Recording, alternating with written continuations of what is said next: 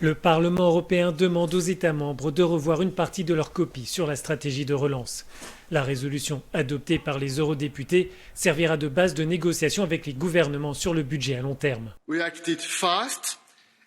Nous avons agi rapidement et avec urgence.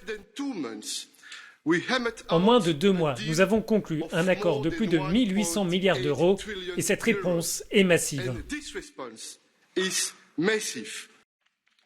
Les parlementaires ne contestent pas le fonds de relance de 750 milliards d'euros. En revanche, ils dénoncent les coupes réalisées dans le budget européen à long terme. Le budget européen en l'état actuel ressemble plus à un budget du XXe siècle qu'à un budget du XXIe siècle, avec des coupes dans la recherche ou les éléments les plus écologiques de la politique agricole commune. Il n'y a pas assez de futur dans ce projet. Nous voyons des coupes dans l'innovation, les PME, en matière de politique étrangère ou de santé. Nous devrions investir dans ces branches. Je suis déçu pour plusieurs raisons. Nous devrions dépenser davantage sur des projets d'avenir, l'éducation, la recherche. Nous attendons de voir comment nous pouvons protéger l'argent européen contre les oligarques anti-européens qui violent l'état de droit et qui ont une longue histoire sur l'emploi de fonds européens à des fins personnelles.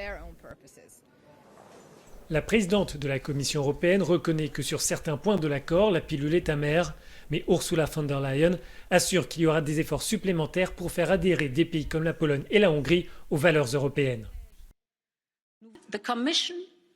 La Commission poursuivra son effort. Nous nous pencherons sur notre proposition de 2018 sur l'état de droit.